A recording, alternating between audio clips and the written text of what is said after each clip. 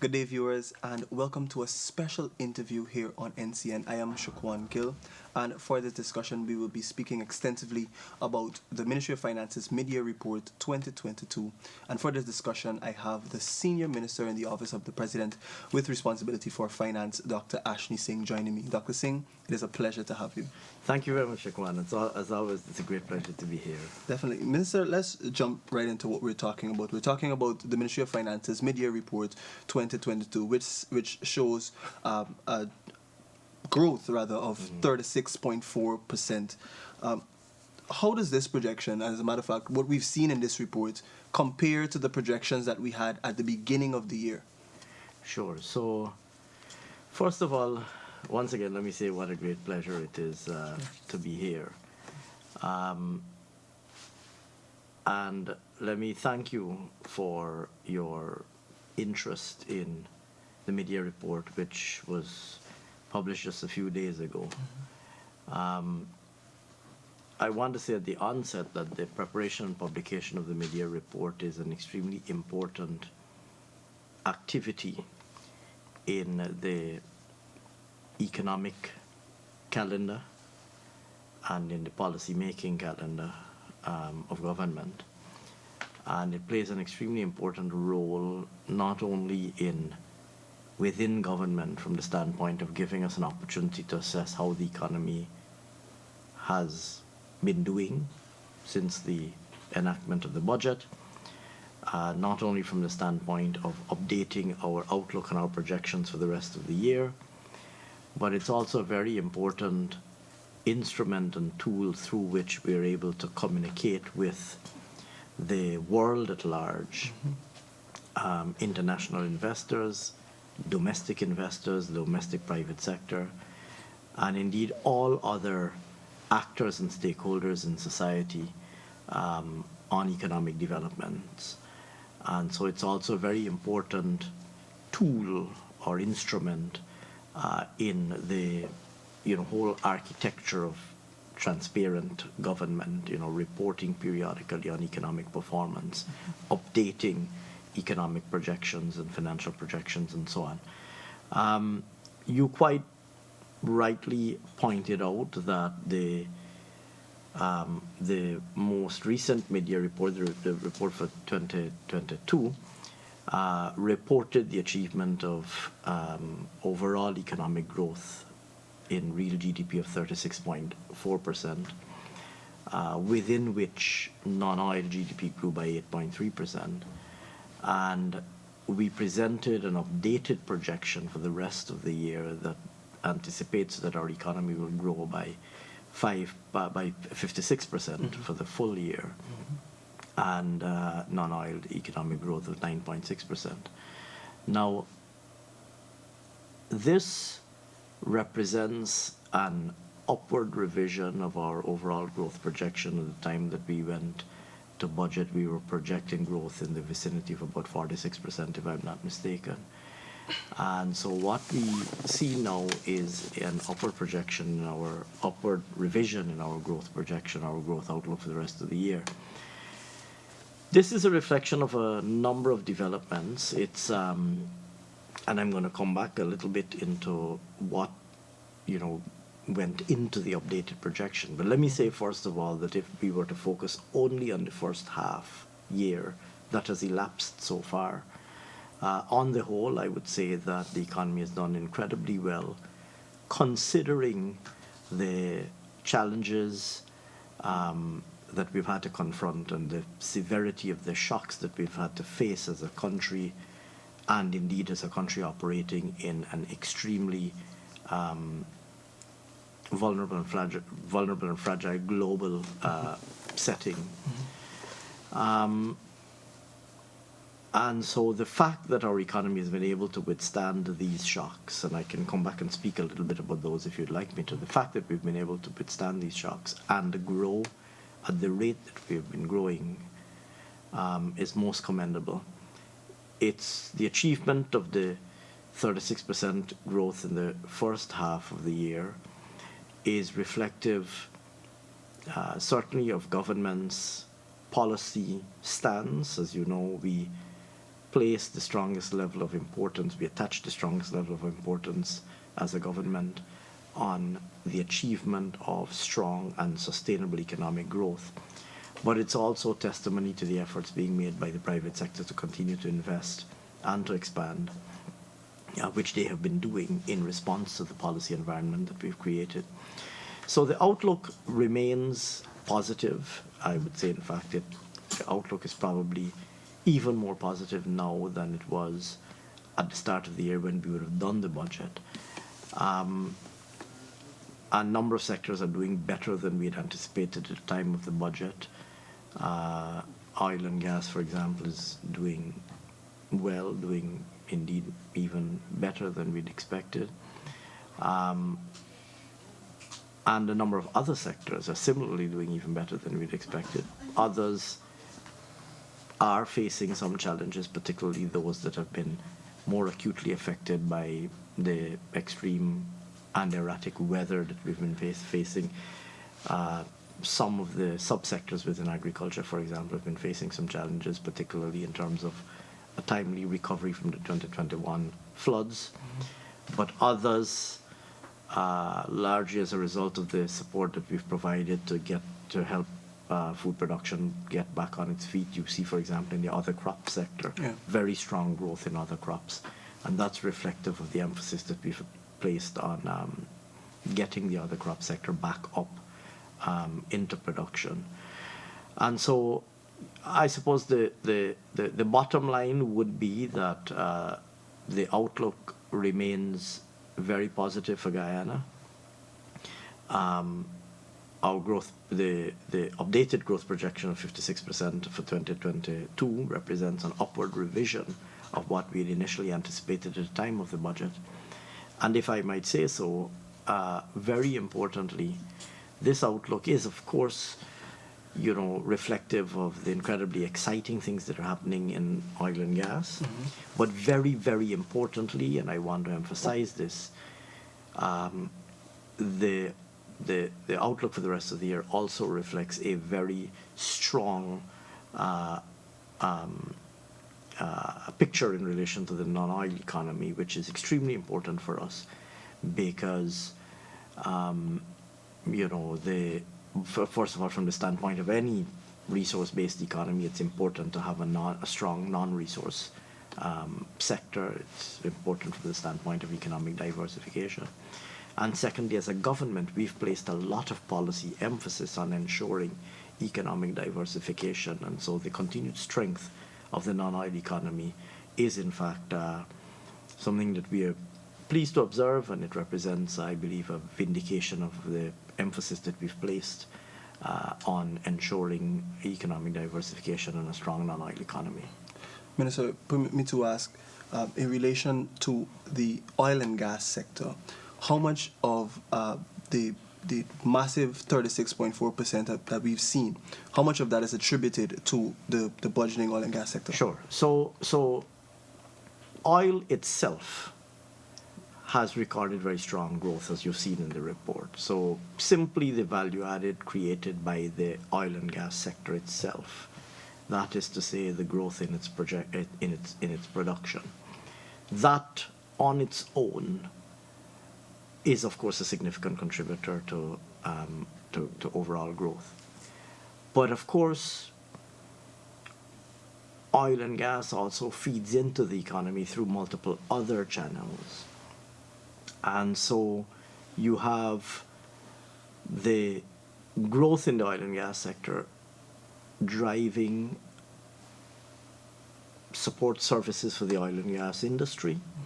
So, for example, you have a number of new companies that are setting up that are providing support to oil and gas. You've seen many of them, whether it is shore-based facilities, onshore supply services, transport and logistics, warehousing, retail and distribution, food production. There's a lot of activity that would constitute what I would call positive spillovers from the oil and gas sector, economic activity that is generated as a result of or related to the expansion that we're seeing in the oil and gas sector. But in addition to that, like I said, we've seen very strong, we've seen 8.3% growth in the non-oil economy in the first half. We're projecting 9.6% economic non-oil growth for the full year. We are seeing very strong underlying growth in the non-oil sectors, in the various productive subsectors of the non-oil sector. So to give you an example of some of the sectors that we're seeing, that we have placed strong policy emphasis on, agriculture, for example.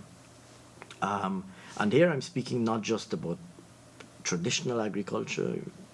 Sugar and rice have always been important, but we, even within agriculture, we have said we would like to diversify away from the traditional crops.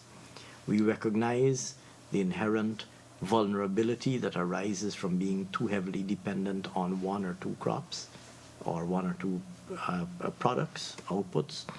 We want to make sure that we diversify away, so we have a widely even within agriculture, that we have a widely diversified agricultural base. And so we're emphasizing, as you know, things like corn, soybean, tropical varieties of wheat, with a view to large-scale cultivation. We are promoting, for example, other crops or non-traditional crops, or what's called in some places cash crops, fruits, vegetables, etc. We're also promoting very heavily livestock. You would have seen the work that we're doing with the Black Giant Project, the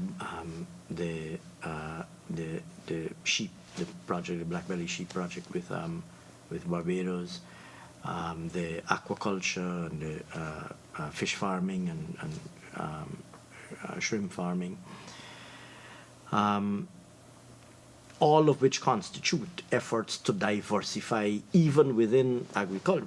Agriculture is going to continue to be important and will be increasingly important going forward, but we want to make sure that even within agriculture there's diversification. You have seen, for example, in the non-oil extractive sector, so here I'm speaking about things like mining and quarrying, not oil, mining and quarrying. Gold, of course, continues to be an extremely important sector in the economy. The gold industry did have some challenges in the first half, a lot of which was related, curiously, to weather. People associate weather with agriculture. They don't associate necessarily directly. It's not obvious that weather has an impact on mining, but particularly where your mining takes place in the hinterland and where access to the hinterland is so important, you need to get heavy equipment into the hinterland.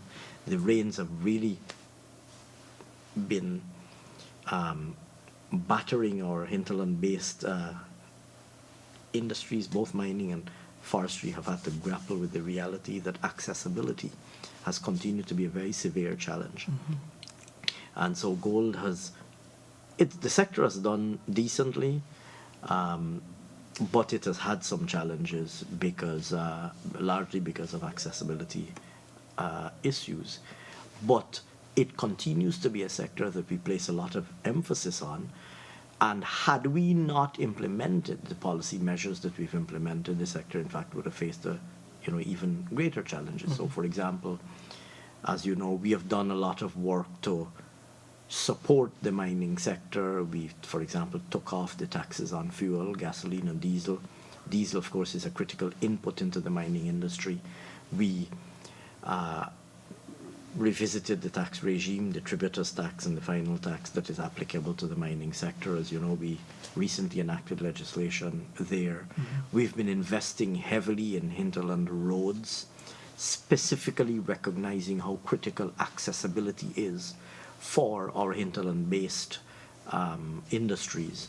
So we've ramped up significantly our investment in hinterland roads. So all of those measures have helped to cushion the impact of otherwise adverse conditions, particularly in relation to accessibility and weather on the gold mining sector. But going forward, we continue to promote both large-scale mining. There are a number of companies, as you know, who are looking at possible large-scale developments. We continue to support the small and medium-scale mining sector as much as we can, including by the measures that I just announced. We are encouraging, as you know, we became a manganese exporter for the first time in 60 years this year. Manganese has now entered the productive productive base for the first time in 60 years. There are other subsectors within mining and quarrying that have actually been doing well. There's very strong demand for quarry products. So quarry production, we anticipate that quarry production is going to pick up significantly going forward because there are a number of new quarries that are expected to come on stream. And there's very strong demand for quarry stone, particularly given the construction boom that we're seeing. And sand production has been doing very well, also as a result of the construction boom that we've been seeing, both on the public sector and the public infrastructure side and the private sector side. So mining and quarrying continues to be important. Agriculture, I spoke about earlier. Services on the whole, construction, I should say, is in fact an extremely important sector. There's been a rapid upsurge in construction, both on the PSIP side, the Public Sector Investment Program. As you know, we're rolling out an unprecedented program to expand our transport infrastructure. New roads are being built, roads are being upgraded, bridges are being built, entire new communities are being opened up, new housing areas are being opened up with new roads and other supportive infrastructure being laid down. And then on the private side, there's been a tremendous private response to that those conditions that we've put in place, that policy environment that we've put in place. And so you're seeing a tremendous upsurge in private construction. You have things like, at every end of the spectrum, you have large-scale construction, like people building out ports and wharves and shore-based facilities. You know, there's a new port facility being built in West Demerara, the mouth of the Demerara River on the western side. You have a number of companies building out large warehouses and storage and processing facilities. And then you have more at the household than at the industrial and commercial end. You also have, I should have mentioned, in the middle there, you have also hotels, several brand new hotels being built. And then at the household, more at the micro level, you have an unprecedented number of households building homes for the first time as a result of the housing program that we've rolled out, and responding to the reduced cost of borrowing, which came about as a result of the policy interventions that we implemented, things like increasing the ceiling for the low-income housing window at the banks, increasing the ceiling for loans at NBS, the New Building Society. And so you've got a tremendous upsurge in private construction as well at all ends of the spectrum, industrial and commercial, but also household. So construction has been doing very well. And then all of the services, we've seen a good, strong, solid recovery from the very difficult performance and the very difficult conditions in 2020. Things like accommodation and services like, the services that are traditionally associated with the tourism and hospitality sector, things like restaurants, etc., now fully open, operating again at full capacity. Retail, wholesale and retail and transport and distribution and communication, they're all doing very well. Again, reflecting the renewed economic activity and unprecedented level of private sector confidence, consumer confidence as well.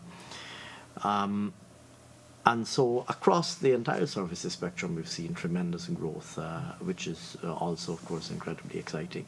So to come back to the questions you ask, oil and gas certainly is, as you've seen from the headline numbers, oil and gas is certainly contributing significantly to overall growth.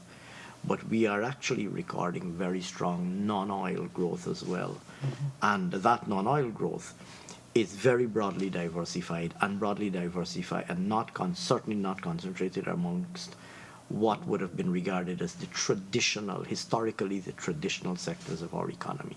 And that's good, because what it means is we're seeing new and emerging sectors coming to the fore and occupying a place in the economy that they didn't previously occupy, which is something that we welcome. We want the traditional sectors to do well, and we're going to continue to support them and work with them to make sure that they do well. But we welcome the emergence of new sectors of the economy. I mean, I didn't mention the things like ICT sector. As you know, the president liberalized the telecommunications sector when he came into one of the first things that he did when he came into government. We are seeing rapid investment in new business process outsourcing centers, new call centers, tremendous upsurge in employment in that sector. That's something that I'm going to speak on at another occasion. But all of that generates economic activity to all of those things, new call centers opening up, new people being employed, disposable income being used in the shops and the markets and so on. So altogether, I would say that, we're seeing very strong underlying non-oil growth. We're seeing obviously very strong overall growth, which incorporates our oil activity in the oil sector. And of course, oil is important. There's absolutely no, denying that, no doubt about that. When our first FPSO was producing, it had a capacity of 120,000 barrels a day. That's now operating at full capacity. We have a second FPSO now operating at 220,000 barrels a day. So we have capacity now of in the order of about 340, 350,000 barrels a day. And they're both operating pretty much in the range of their full capacity, which is excellent news. And so you're going to see this year you're going to see more than 100% growth in the oil sector. So let me ask you, Dr. Singh, the report also projects that we're going to get just about US $1.1 billion from the sale of the country's share of oil, with roughly 140 US million in terms of royalties. Yeah. How is this going to be achieved? And while you're at that, why is there this accelerated approach in terms of the extraction of oil? Well, let me say this, that there are two variables essentially that go into that. So there are two drivers. One is volume and the other is price. And you're seeing a volume effect for sure, because we are in fact producing more oil than we'd anticipated, because we got up to full capacity. We brought on stream the second FPSO. We've been able to the sector has been able to get, both FPSOs to operate at an optimal level. And so you're seeing a significant volume effect in the first instance. So what you have is, you have more than a doubling of our productive capacity. Right. Last year, for almost all of last year, we pretty much had capacity to produce 120,000 barrels of oil a day, like I said earlier. We now have the capacity to produce almost 350,000 barrels a day. So you have a volume effect, first and foremost. Then you have a price effect. We've seen what has happened to the world market price for oil. Some of that is driven by the developments in Europe, the war in Ukraine. We saw the oil prices spike almost to 100 and got up to almost as high as $140 a barrel, which is about $136 or $138 a barrel, which is the highest oil price that we would have seen in a long time. It's reverted a little bit now, but it's still relatively high compared to where it was a year ago or thereabouts. And so you've got a price effect as well. So the value of the oil that we produce, and therefore the value of our profit share, is a function of both volume and price.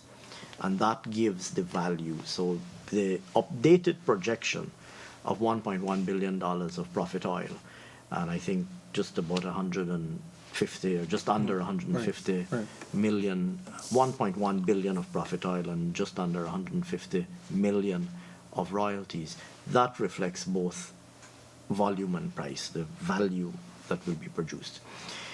You asked the question about, and I should add that the ramping up of volume reflects our production plans, reflects the plans. As you know, we've already announced publicly, the operator of the Stabroek block has already announced publicly, jointly with the government, we've already announced publicly what our anticipated ramping up trajectory, production trajectory is going to be in relation to the third and fourth FPSOs, which are already under construction. You've seen public report. We've launched publicly. We all participated in the public launching of the third FPSO and fourth FPSO. So there's been a, there's, I think, a fairly widely known and publicly disclosed path over which our production will evolve. I mean, we've said publicly that with the third FPSO coming on stream, we're going to have the capacity to produce more than 500,000 barrels a day. And we've said publicly that we anticipate by the end of the decade, we're going to be producing in the vicinity of about 1 million barrels a day. That's been said publicly. And so this ramping up of production is very much in keeping with the plans that we've outlined and reflects the achievement of those plans as government and plans on the part of the operator. And is consistent with our government's position, which of course is to ensure that we maximize production in the interest of growing the economy and generating the maximum possible revenue for the people of Guyana. Minister, we've spoken about the massive earnings that Guyana is expected to receive from that oil and gas sector. And I must ask you, there's been a public notion, per se, that for some reason there are citizens that say that the finance that comes from the oil and gas sector is not trickling down, per se, to the ordinary man. What policies, from a fiscal perspective too, what policies has government implemented so far to deal with, ensuring that everybody is able to benefit from the oil and gas earnings? Absolutely. Well, let me say this. There are multiple examples that I can give, or I can answer. I can present to you multiple channels through which what's happening in the oil and gas sector is generating benefit for the people of Guyana. And I'm going to mention just a few. But first of all, I want to speak about what we have done as a government to ensure that the people of Guyana can benefit, and all of the people of Guyana can benefit. First and foremost, we've put in place a legal framework that was not in place before to ensure that the presence and expansion of the oil and gas sector generates opportunity for Guyanese people. What do I mean by this? We took to Parliament at the end of last year, for the first time ever, local content legislation. Previously, there was no local content legislation, and notwithstanding that we had been producing oil since, well, we had found oil since 2015, and we'd been producing oil since 2019. So the confirmation of the discovery of oil dates back to May 2015. As you know, the API and UAFC assumed office in May 2015. And one would have expected that in the normal course of things, the institutional prerequisites for an oil and gas sector would have been legal, and institutional prerequisites would have been put in place. 5 years later, we came into office and there was no local content legislation. We put local content legislation in place in December 2021. And I'm going to come back in a minute to why that matters.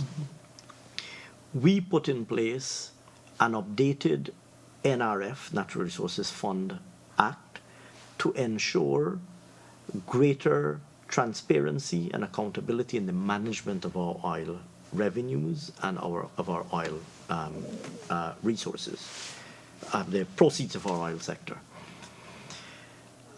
We put in place a strengthened governance structure for that sector, including, as you know, a new board of directors where there wasn't a board of directors previously, enhanced transparency surrounding the sector, the requirement that receipts be published, etc. So, and each one of these I could go back to and elaborate in detail. But let me just say, we put in place a dramatically stronger legal framework to ensure both stronger management of our oil revenues, the proceeds of the oil sector, and secondly,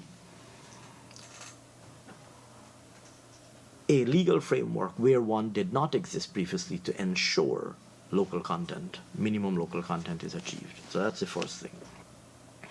The second thing is that we have started to put in place the institutional mechanisms to operationalize these. So Budget 2022 is the first budget that utilizes, to finance the budget, utilizes proceeds from the oil and gas sector. So Budget 2022 is historic in many ways because for the very first time,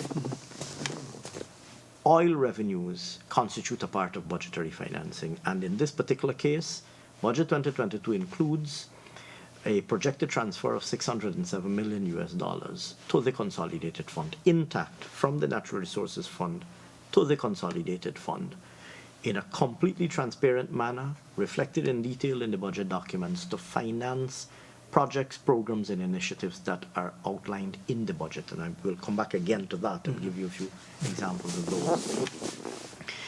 And still on the subject of institutional prerequisites, we have set up the local content secretariat, we have set up the local content register, and a number of companies are already starting to benefit.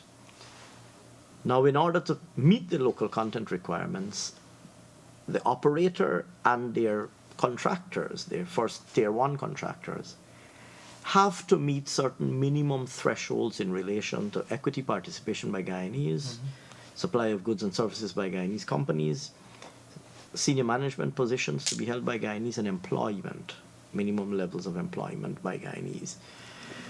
And you might be surprised to know how many of these companies are already creating opportunities for Guyanese people. I visited one of the largest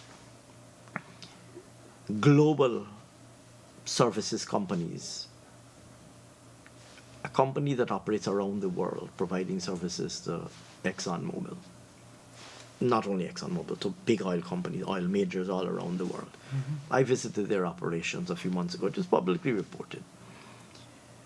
They have nearly 200 young Guyanese people working there, undergoing world-class training, performing absolutely impressive technical tasks, and earning an income from working in a world-class operation. They could be, I mean, these are people who could, with the skills that they're acquiring now, they could be working anywhere in the world. They're being trained, they have been trained, they're now working, I think there are about 180 of them working in that one company only. That's only one example. This is Schlumberger, I can say it publicly. I think it was publicly reported that I visited them. So, and they are planning to ramp up their operations further. And the same is being replicated across the board. There are Guyanese people now working in the sector. You saw, for example, just 2 days ago, the launching of a new $20 million privately owned training facility for the oil and gas sector. I had the privilege of visiting that facility before they did the public launching. They have already been training people, and they said to me that they had trained a batch of about 26 persons. The entire batch of 26 was recruited immediately by companies that do work for the operator of the Stabroek Block, for ExxonMobil. These people already have jobs, they're earning incomes. So first, if in relation to the question that you ask about ensuring, some of the things that we've done to ensure that Guyanese people benefit, first of all, like I said, we've put the legal frameworks in place. Secondly, we have operationalized those legal frameworks by putting in place the institutional prerequisites in place. Thirdly, we have actively facilitated and encouraged private companies to create opportunities for Guyanese people. So the mere fact that we've ensured that these companies have come, that they've established their operations, we have facilitated the expansion of their operations and supported it where we can, in order to ensure that they can recruit Guyanese people. You would be surprised at how many young Guyanese people are working now in this sector, acquiring skills that will make them equal to you know, the best globally. You know, every time I visit one of these companies, I'm so incredibly proud when I see what our young Guyanese people are doing, trained in local institutions.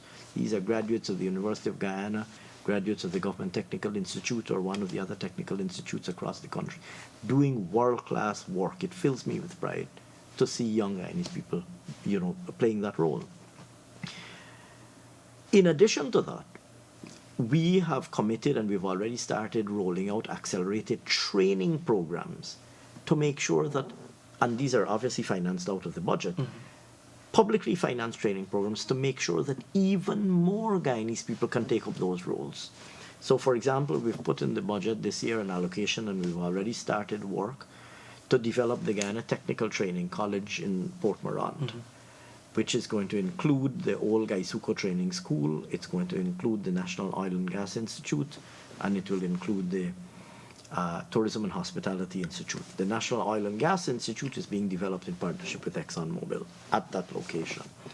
That facility is going to be training hundreds of Guyanese people who will move straight from that facility into the oil and gas sector. And we're already working on establishing that facility. And if you think about it, there is no better way to ensure that people are able to participate in the oil and gas sector than by ensuring that they have skills to be able to take up gainful and fulfilling and rewarding employment and be able to launch a career themselves, embark on a career themselves in the oil and gas sector. And so we're putting in place, we're doing all of this training, we're investing heavily in training. I mean, take, for example, when we invest in the Gold Scholarship Program, and we say we want to make sure that Guyanese people across the country, not only those who live near to Turkine and those who live near to Tain, but Guyanese people throughout the country are able to get access to higher education, university-level education, or specialized technical training.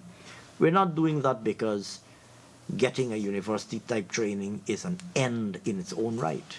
We want to make sure that every Guyanese person who is of the age and inclination to pursue higher education is able to do so in order to participate in the new economy and the new economic opportunities that are emerging.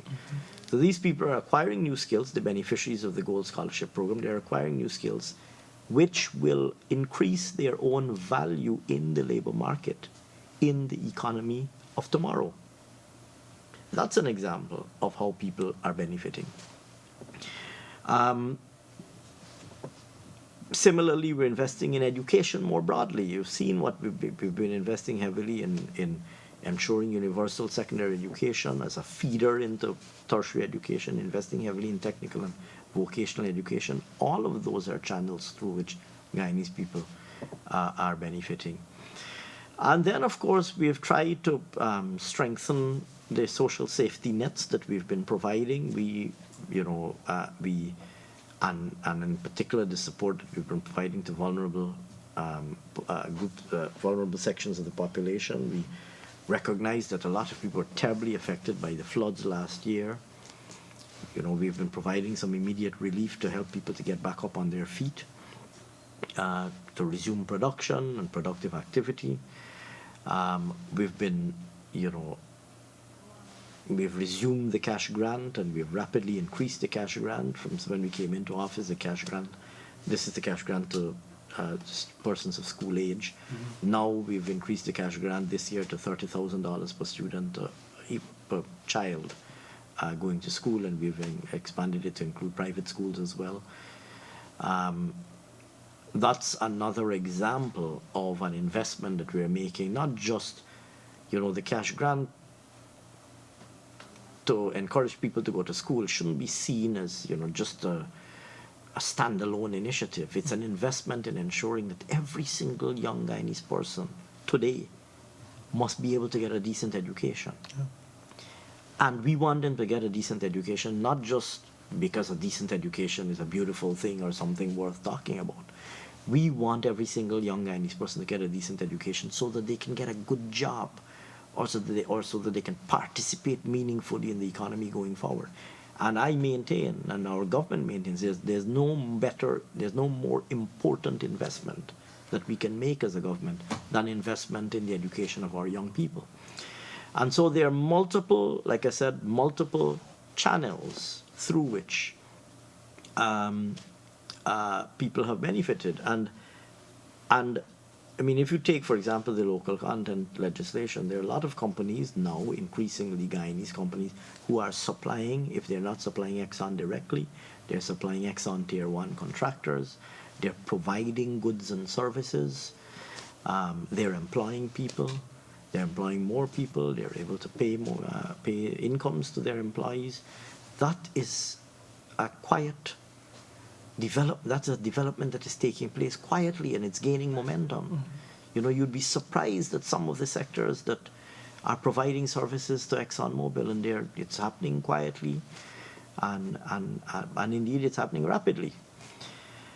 And then, of course, outside of oil and gas, there's similar developments taking place in other sectors that, you know, we've been showcasing, but, you know, speaking about, but I don't know how much public consciousness there is. I mean, a favorite of mine is, of course, the BPO sector, the call centers, because, you know, this is a sector that employs a lot of people. Mm-hmm.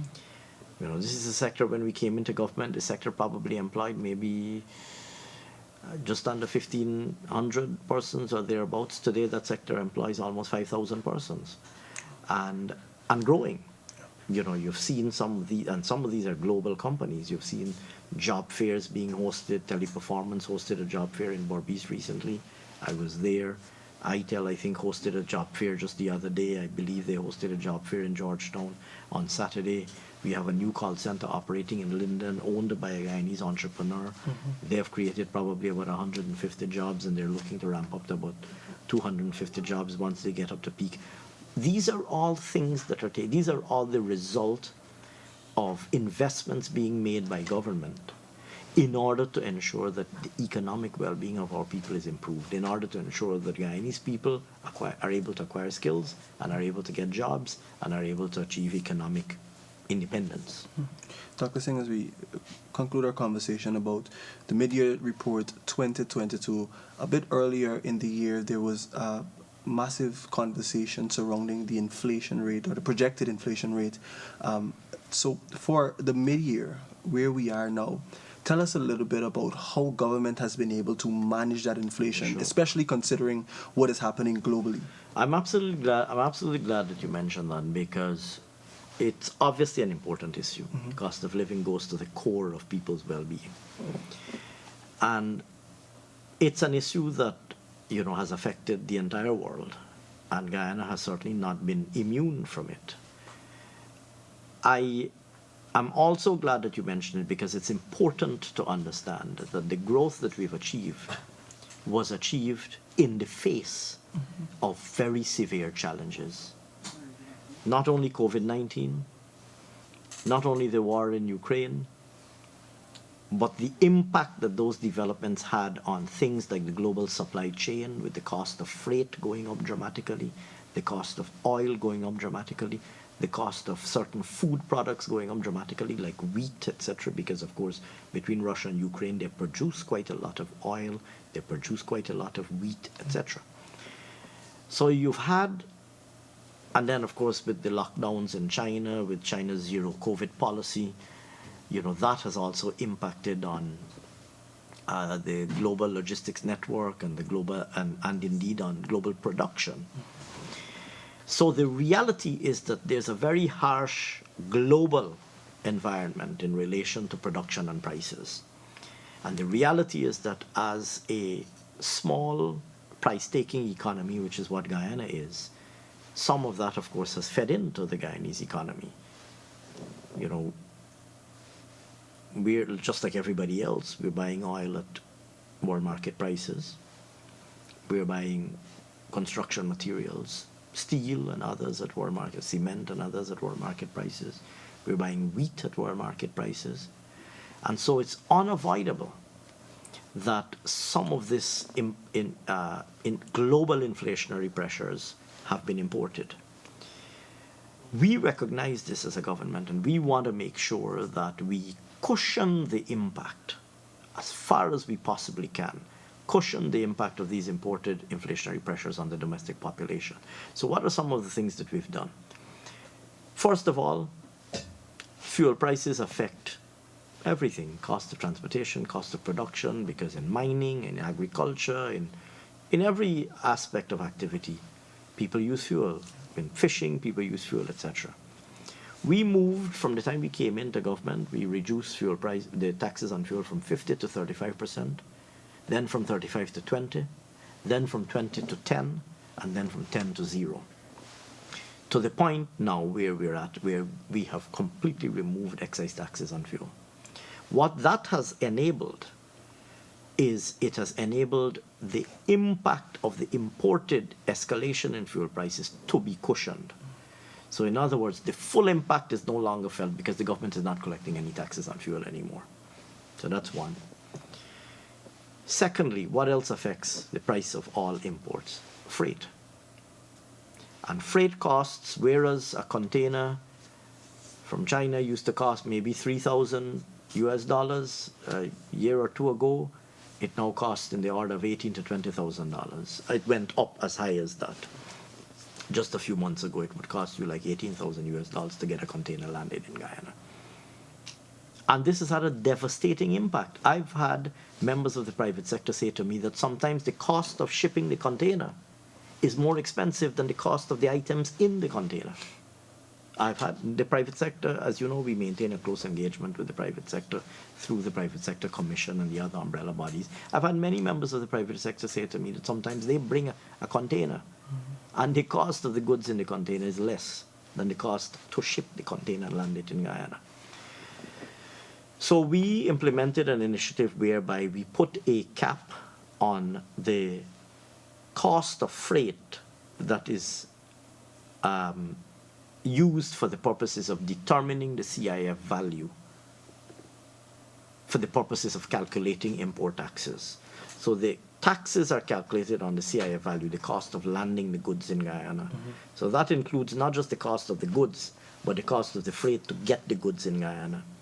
We didn't want the heightened cost of the freight to affect the taxable value of the goods. So what we did was we said we're going to set the freight cost that we will assume for the purposes of calculating the landed CIF value. We're going to cap that at the pre-pandemic levels.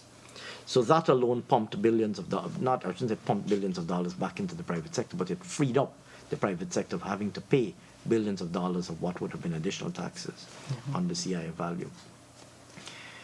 Thirdly, we removed taxes on a wide range of items. We took the VAT off of almost all basic food items, and we took the VAT off almost all basic construction materials, cement and others. Here again, recognizing that a lot of young Guyanese families, young and not so young Guyanese families, want to become homeowners. We don't want home ownership to be out beyond their reach. A lot of people, their single largest outlay is either rent, the cost of their housing. Cost of your housing is often your single largest outlay, the cost of your rent or what you're paying for your mortgage. We want that to be kept under control. So we removed the taxes, the VAT on construction materials to keep the cost of housing down, and we removed the VAT on basic food items. Of course, we also removed the VAT on a number of other items that the AP and UAFC had put VAT on: electricity, water, etc. We also reversed some of the increases that they had put on things like land rents, etc. So that alone reduced freed up some amount of cash flow for the farmers, reducing the cost of production of agricultural produce. Thirdly or fourthly, notwithstanding that fuel prices have moved from $40 a barrel to almost $140 a barrel, like I said before, they subsided a little bit. But notwithstanding that fuel prices moved essentially from $40 a barrel to maybe between $100 and $120 a barrel, we have not adjusted electricity tariffs, and we have not adjusted water tariffs. We have said we will absorb the obviously, GPL and GWI are buying fuel on the world market at these increased prices. And in order to cover the cost of their fuel is the single biggest input into electricity generation. You can imagine if fuel prices had have tripled, right, what would have happened to the cost, what has happened to the cost of producing electricity. We have said we will absorb that. We're not going to increase the electricity tariff. We will absorb it. We said the same with respect to water tariffs. Had we passed through the cost of increased fuel prices on electricity and water, there had been a dramatic impact on the tariffs that are paid by people and ultimately on disposable income. You would have seen, for example, in the United Kingdom. The United Kingdom has just elected a new prime minister this morning. One of the hottest topics was the cost of energy. And in that whole leadership contest, that was one of the hottest topics. And one of the critical policy issues, what will the new prime minister do about energy costs? Because households, even in the United Kingdom, are feeling the pinch of increased energy costs as a result of increased fuel prices. So we have said we're going to cap those. Food is an absolute, obviously after cost of housing, food is and transportation, food is probably right up there in terms of the largest and most important outlays at a household consumption level. We have ramped up food production. We've invested heavily in food production to ensure that food remains readily available in good quantities so that there are no food shortages and so that these shortages cannot result in cannot result in price escalation. Hence the growth that you've seen in the other crop sector, and hence the continued policy emphasis that you have seen us and that you will continue to see us placing on ensuring adequate availability of food and of all food products. And that's something we're going to continue to do. Those are just some examples. I know we're probably under pressure for time, but those are just some examples of some of the things that we've done. As a result of which, yes, we have come under some inflationary pressure, just like the rest of the world. Happily, we've been able to contain inflation to just about 4.9% in the first half of the year. That's still higher than where we would like it to be. And we understand how important this issue is to the people of Guyana, as it is indeed to people all around the world. I've given you a number of examples of things that we have done proactively to contain the impact, and we're going to continue. We also, of course, I didn't mention, but we also, of course, put a special allocation in the budget, an allocation of a $5 billion for special cost of living measures. Mm-hmm. One of those goes straight to the core of reducing the cost of producing food. Mm-hmm. Out of that $5 billion, we took $1 billion specially to target the more affordable availability of fertilizers for the agricultural sector. So $1 billion went to that. Another $800 million went to provide special cash grants to households in riverine and hinterland communities, recognizing how acutely these communities were affected because, of course, they're further away. Mm-hmm. Transportation cost affects them very heavily. They don't have ready access to the main municipal markets in the same way that people living in the major urban centers do, etc. So those are just some examples, but it's an issue that's extremely important, and I'm glad that you mentioned it. And like I said, I gave a few examples of some of the things that we're doing as a government, and we're going to continue to do more of the same to ensure that the people of Guyana are protected as far as we possibly can from the impact of cost of living increases. But ultimately, the most important thing, the priority for us, is to ensure that as many Guyanese people as possible are equipped and are able to participate in the incredibly exciting transformation that beckons our country.